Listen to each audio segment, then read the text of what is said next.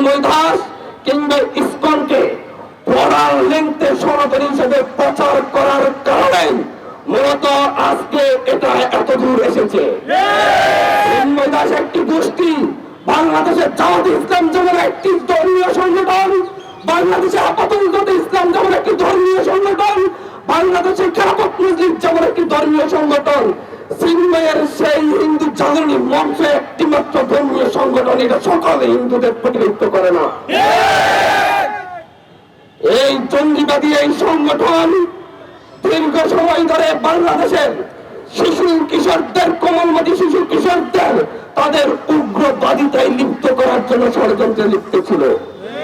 তারা শুধুমাত্র এদেশের মুসলিমদের উপর আঘাত করেনি, তারা দীর্ঘ সময় ধরে এদেশের আবহমান কাল ধরে চলে আসা বিভিন্ন সনাতনী ধর্মের মন্দিরগুলোতে হামলা করেছে।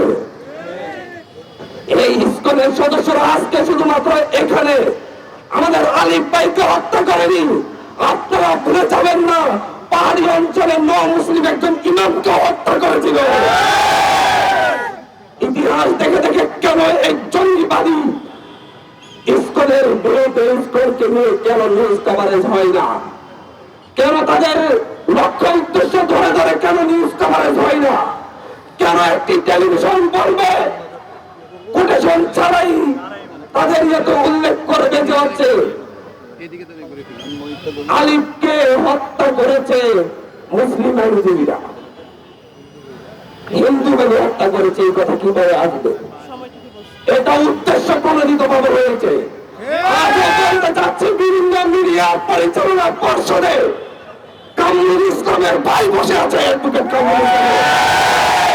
5ই আগস্ট পর্যন্ত আমরা রক্ত এমনি দিই নাই, আমার ভাই রক্ত দিয়েছে সেই দিল্লির এজেন্ডা বাস্তবায়নের জন্য নয়।